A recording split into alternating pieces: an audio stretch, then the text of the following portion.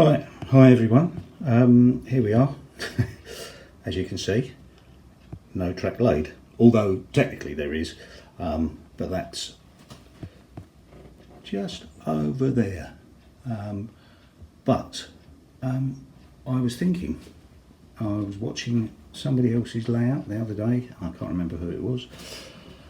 I was thinking, well, all I was going to do was drill a hole in the baseboard, ready for the dropper wires to go down there and the wires from the point motors.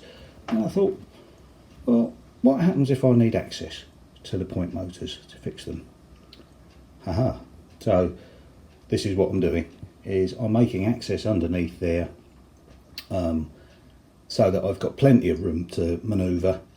The shelf below, that all comes out, so I can get right underneath there if I need to in the future. And as we look down, I'll be doing much the same right along here. Another thought, I don't know whether well, I'm sure you all have, watching Charlie at Chadwick with his Helix. I've been thinking about putting some storage in, maybe not straight away, but the best place to put it is in the board before the bridges begin, and have a Helix coming down there just to run into some storage yards underneath. Probably there'll be some underneath the backboard there, and probably I'll run it down to the side, but that is for way in the future yet, because although there will be places to store some trains on the top here, I guess as I get really into it in the future, the more engines I buy and rolling stock, the more room I'm going to need. So I'm hoping to make it a little bit more future proof, so I'm going to cut all the way down here in sections, as the boards are in sections, and I'll come down there to just before the bridge. I will probably do it in most places that it's going to need point motors. The boards are still very rigid, because that was 9mm MDF, and I've topped it with 3mm ply board, so it's pretty solid. So that's that. One other thing I've done, I had a couple of points about increasing the size of the hole for the turntable, which I've done this morning, so that fits in there now, and that's where I'm at. So today's Monday. I'm hoping to have this done today, golf tomorrow, Wednesday, maybe Thursday, and maybe Friday I'll be able to get back at it and start laying the track again. Looks all a bit messy, but I think it's organised chaos, hopefully. And that's it. I'll come back to you with another segment later. Right, so following on from when I was showing you when I first started cutting holes into the board so that I can get access, this particular hole here will be the place, if and when I do it, a Helix will start of some sort. Whether I do it myself or I buy one, or again, it's way in the distance. And again, under here, under each segment that is going to need, hopefully you can see that through there, that will need point motors, I'll have a hole cut in the board.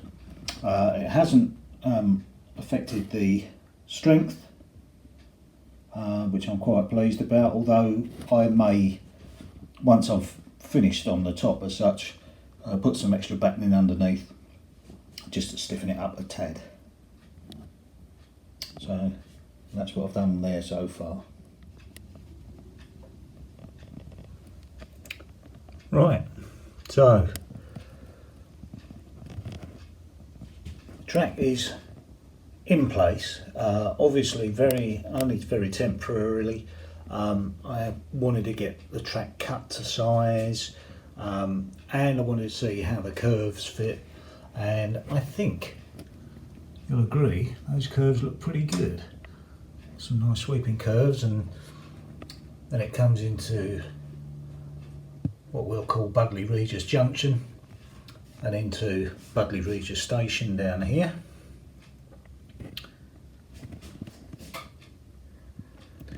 that, and then we follow it back out to Budleigh Regis Junction.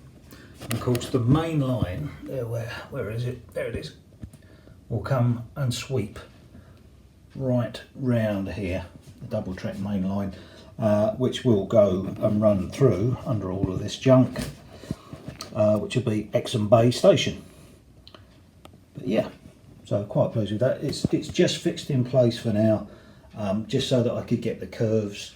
And what I'm going to do is just pencil line it all in, and after I've shot this, I'm going to start taking up the track and soldering some dropper wires. Something to look forward to, although I do have a new bit of kit,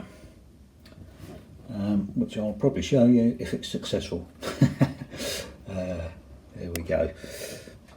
So engine shed will be at the back there, good shed just in front of that.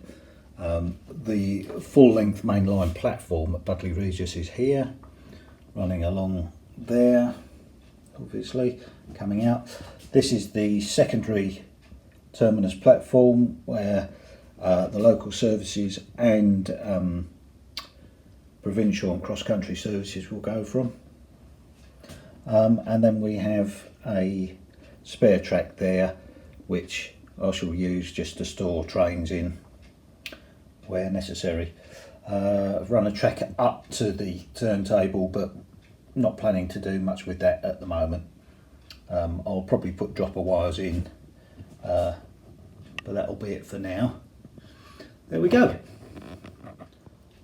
Right, so this is looking into Budleigh Regis from Budleigh Regis Junction. Now, at Budleigh Regis Junction as such, there is just the one point, as you can see there, leading off into the station. Initially, I was going to have another point on the, let's say, the right-hand track, as we look at it, joining up with it, with a point from the other direction. But because I wanted those lovely sweeping curves there, I've decided that I'm going to have that junction, as I slowly sweep you round, across that bridge, and the 2 points will be there. So there will be access from either line, as it would be, I suppose, prototypically. So that's the way I've decided to do it, but just on a straight piece, rather than those lovely sweeping curves. I didn't want to end up with having to have curved points and stuff like that there. I wanted to see the train sweep in and round. And like I say, it's just the one point there at Budleigh Regis Junction. So when the trains do access across there, they'll come from this left-hand point over to that point there, run down track, and obviously go into Budleigh Regis that way. And if they're staying on the main line, then they'll sweep round that lovely curve there. So that's where we're at with that.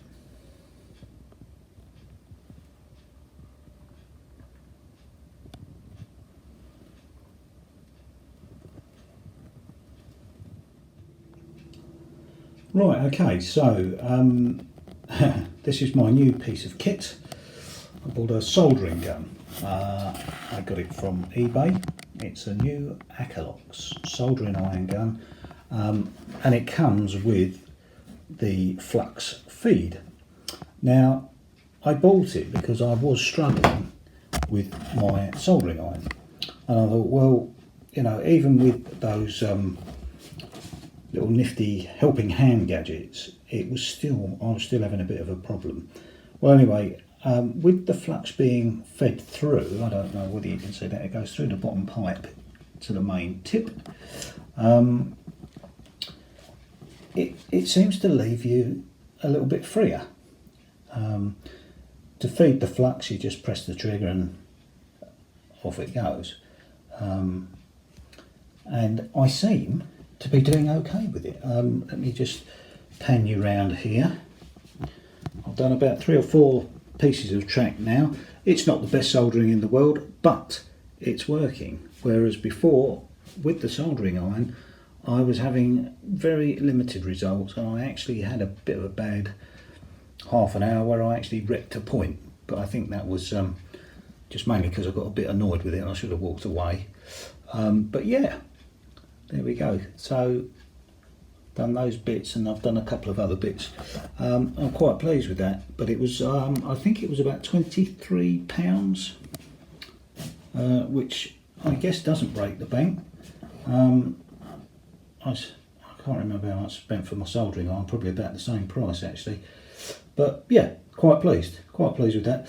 There's a little switch at the bottom of the handle, or the what should we call it, the stock. There's a little turning switch there which actually turns it off when it's out of use, and you just turn it back on when you come to use it. And once you've started using it, when you switch that back on, it only takes seconds really for it to warm up again. So not a bad little bit of kit. I'm quite pleased with it. Might suit some, might not suit others. I bought it as well because it did recommend it for hobbies, because it has got quite a thin tip on the front. So anyway, there we go. Thought I'd show you that. Right, okay, the final segment for this episode anyway, once I put this together this afternoon. Right, okay, I'm soldering, and anyway, if I pan you round slowly,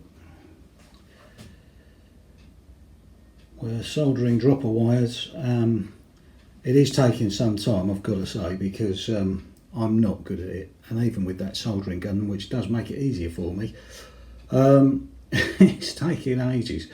I've done all of the sort of flexi track that I need to for now. As you can see, there's a massive wires everywhere there, and I've started to do a couple of points, which I'm reasonably pleased with, although, you know, with ballast and everything, it will cover up a multitude of sins. And after lots and lots of investigation, and I'm sure somebody will put me right, but I've watched a few, I think Simon Shed and Jeff down at Pride Parkway said that you don't actually need to put the two wires across there. See where the two globs of flux are, or solder. Well, I watched Rob McCrane, and I had a little chat with him, and he said it doesn't matter which way you do it, but he reckons that this way is the best. So anyway, so I've gone with that, and I've wired it all in, or soldered it all in. I've cut the pieces of track underneath there, soldered it all to one wire, so that will go into the point motor to give the power through there, through the frog, and also obviously those two give you power across there. There's two little thin pieces of wire,